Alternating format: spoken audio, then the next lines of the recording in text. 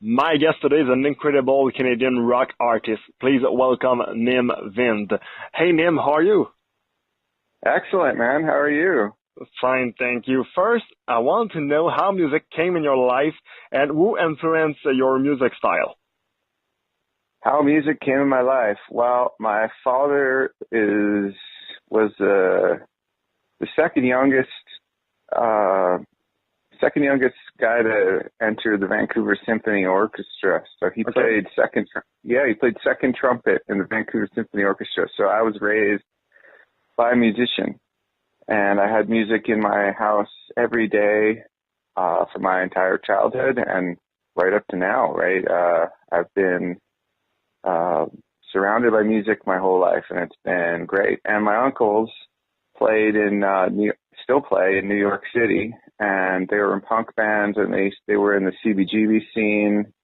And my uncle was good friends with Johnny Thunders when he was still alive, and so yeah, I have music all around me.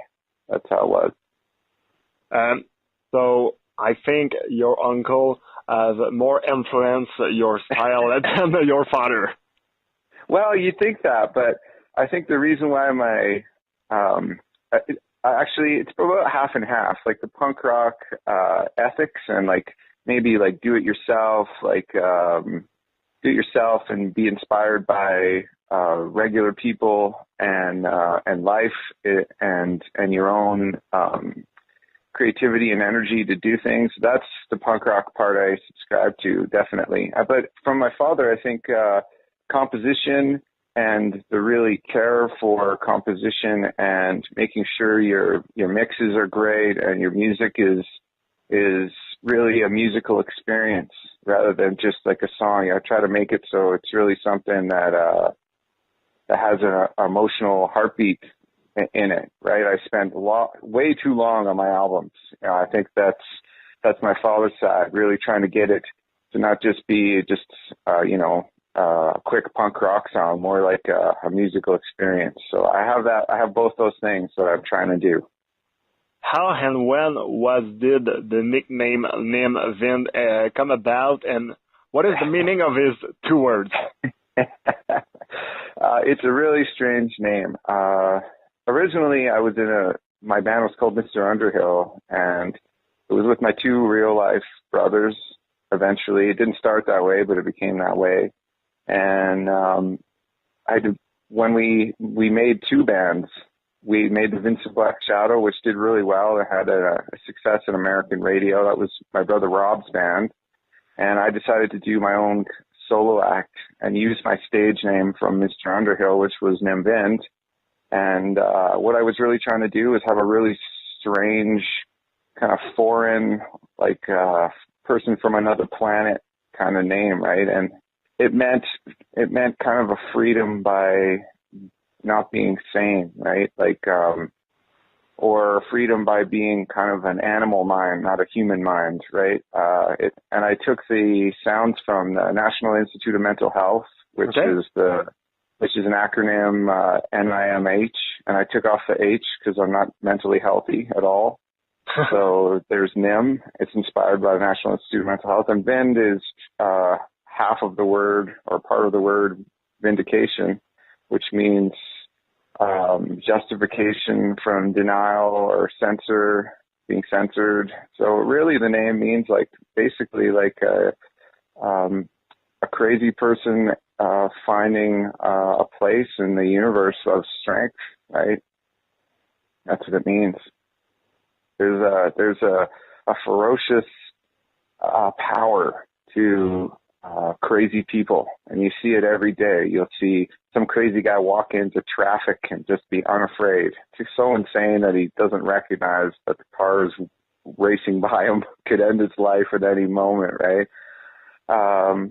And you just see all sorts of that all over the world and in society and in life. And crazy people built the universe. They built the world. Every idea we use was made by a crazy person that was crazy enough to say, I'm going to try to make this, even though everyone says I'm nuts and you just get a regular job, right? So that's what Nim Vind is. I don't care whether I have commercial success or not. I mean, I'd like to, but that's not my end game. My end game is to make something a worthwhile experience, and I get to go all over the world and meet crazy people like me, and that is, I couldn't buy that from somebody. I couldn't go to the store and say, hey, give me a worthwhile penetrating experience in the universe. You can't go buy that. People are always trying to find that. They're trying to purchase it everywhere, but they can't do it. That's why no rich person's really ever satisfied with what they have. They're always trying to get more, because really they're trying to purchase something of worth, and that can't be purchased. You have to build that. So that's what I'm doing. You talk about success. It's not easy in music because you have many bands and many style. Radio is not always here for your music style, like punk rock. So are you surprised of your success? Because Nim Vind played for around 15 years. When you take a look back of this, what does it mean for you? Am I proud of my success? Yeah, absolutely. I mean, I always would like to have more, because it would make my life, easier. But yeah, I mean, I came from a very small town. I had no friends in that town. Had zero social life. I was thinking the other day, I spent my sweet 16th birthday, I think, by myself, reading somewhere. Yeah, so, like, I had to make my own fun, right? And I was always I lived in my imagination, and looking back, it was great. I mean, because I was in that situation, it was a small town, but it was like a very forested, rural kind of area. It really taught me to use my mind, and I really, now as I've gotten older, really realized that it's not like a recording studio that makes your albums great. It's not a person playing on your record that has a name behind them. It's not a famous producer. It's not how much money someone's giving you. It's not any of those things. It's not what kind of guitar you use, or how good your strings were, or how great your amp was, or how expensive the mixing board was. It's none of those things. Your best weapon is the one you can't buy. It's your mind. And the more you hone that in anything, any part of life, I think the more strength and confidence and security you build in yourself, that's a weapon that is always yours and gets stronger all the time. And I don't think it ever loses its mojo, right? That's your best weapon, and that's what I'm proud of. I've been able to hone that, right? As far as commercial success goes, yeah, I'm proud of the fact that I've even got anybody to listen to my records at all, right? Doing that tour with Michael Graves was great. I listened to Michael Graves when I was younger, and I sang along to his songs, right? So there I am, and he's singing along to Radioactive Man. It was awesome. It was great. And now we're going to do 69 more shows with him. It's going to be killer. You talked about Michael Graves. The next question is very easy. How it was to play before him and to continue to the tour with him in 2 months?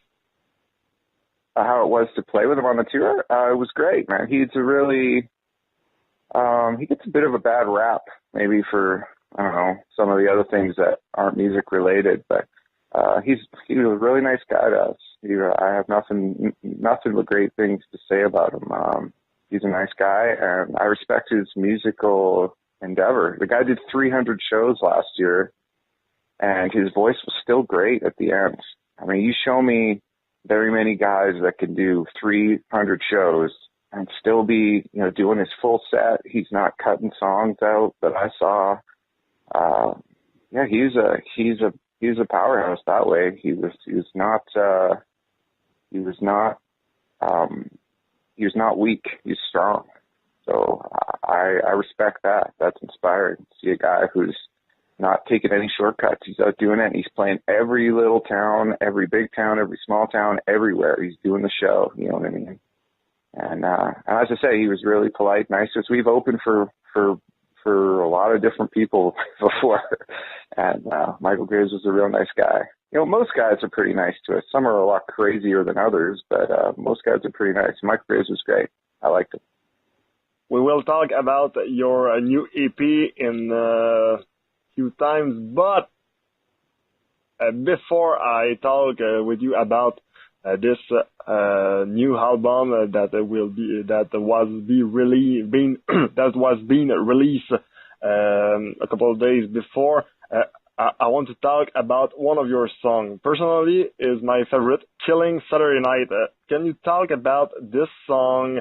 I think your fans love a lot this song, and I think also that this song meaning a lot for all the people that listen to this song. Can you explain the love of the fans for this for "Killing Saturday Night"?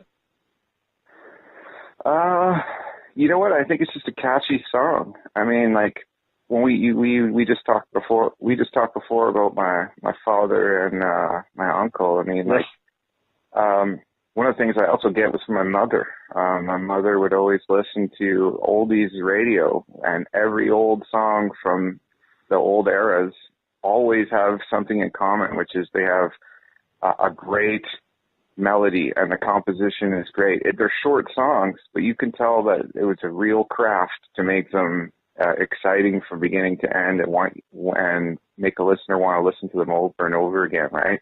So that's what "Killing Saturday Night" really is.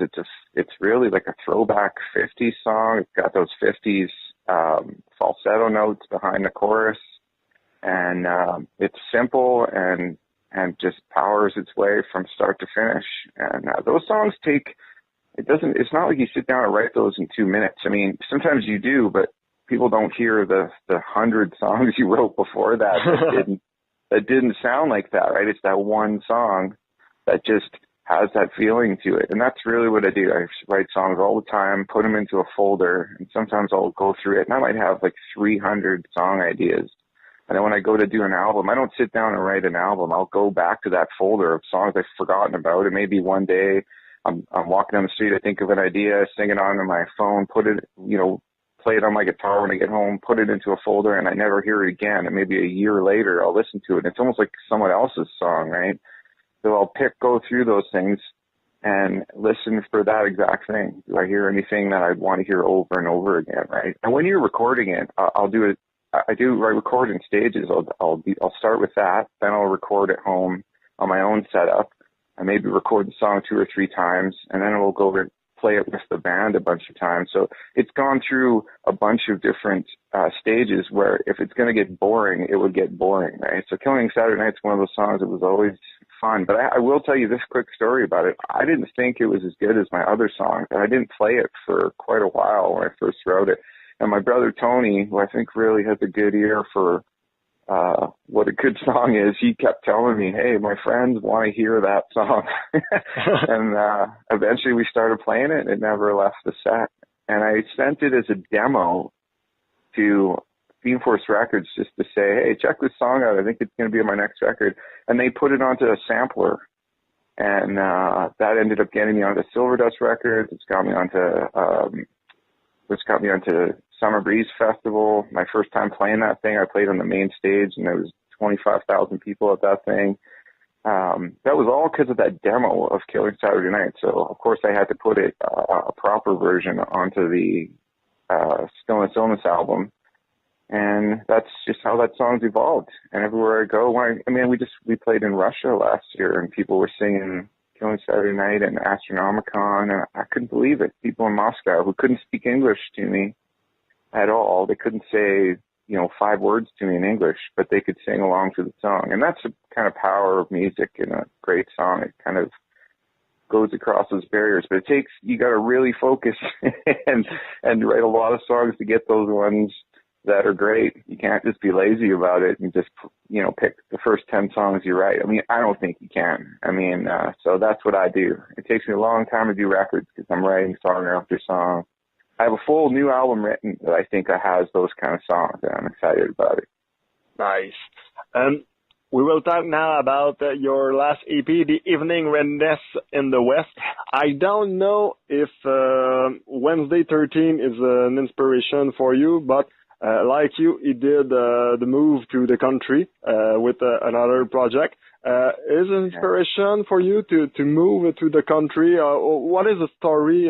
Why did you decide to move to the country style for your next EP? Well, I don't listen to new country music at all. Basically, some of my favorite movies are old spaghetti westerns, like Django and A Fistful of Dollars and Good, the Bad, and the Ugly, and I could go on and on. There's so many. Just go into YouTube and start watching them all those Lee Van Cleef movies, and they always had those great soundtracks. And Ennio Morricone, if I'm pronouncing his name right, I love his compositions. They're always excellent. And what got me to do it was I've been finishing The Gunslinger. I'm now at the last book, Stephen King, Gunslinger.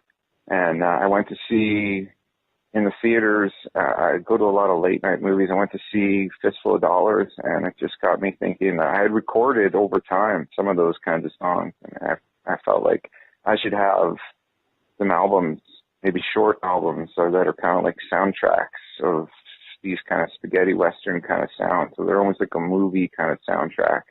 Because that's something I can do, and I don't think very many people do it. And that's one thing I want to start doing as Nim Vind is expanding kind of what I do. Right? Like I can write songs like Killing Saturday Night, but I can also write these other kind of compositions, and I feel like why not, right? Like I think there's a lot of people that love that kind of music, but not a lot of people out there that are making it.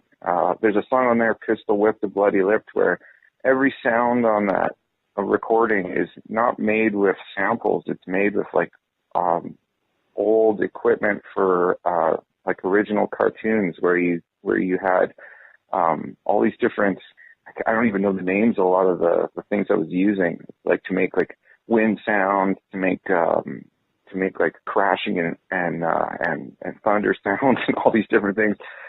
My friend had a box of them all he collected, and I just went through them and used them. And I wasn't even sure what I was going to do with that song. It's kind of always been kicked around. And I've always loved it. And Death to Fire is kind of the same thing. It's another one of those kind of songs where I play. It's all one take, played with. I literally have a box I'm stomping on that we just put a mic up to, right? And the guy I record with is a really great recording engineer that knows how to do all these different things. And he's got a great studio, so I always go to him because he's got excellent source sounds. And it means I can take my sounds wherever I want to go, but he's done a really great job recording them. So that's what that is all about. That's about like real sounds. It's about composition, and it's about like a different style of composition. And it's about voice. It's really not about like blasting distorted guitar, because you can hear that on my other record. It's about composition and voice, and setting a mood, setting a mood of like a soundtrack, spaghetti western, gunslinger mood, and I hope people like it. Do you plan to launch a new album in 1 year or 2 years for the hardcore fans of Nim Vind, for the real fans that love you play your own style? Yeah, absolutely. I have a full album called Limbic Kicks. It's got, I can tell you some of the song names. It's got like Killing Saturday Night style. It's got songs like Rock and Roll Ritual, which is really about like the ritual that takes place between people in a room and people with instruments on stage and volume somewhere inside the volume of the show, crowd, and stage, and amps and PA. There's a kind of energy that's created. So I kind of see it as a rock and roll ritual that takes place. We're conjuring rock and roll spirits and powers in the universe. So that's that. That's one song. I got another song about UFO abduction and obsession and excitement. You know, I love the idea of UFOs. That's another really very, very 50s kind of doo-wop song. It's very Beach Boys, but it's still kind of got an aggressiveness to it. I got a song called Grinch Night, which is inspired by the Halloween Grinch, which no one seems to ever have heard of. Everyone always mentions the Christmas Grinch, but no one ever mentions the Halloween Grinch, which is my favorite Grinch. I love the music in the Halloween Grinch. It's so great. And every time I talk to someone about these subjects, like everyone will ask me about horror movies. I'll be like, yeah, never mind that. Have you seen the Halloween Grinch? And they're like, what are you talking about?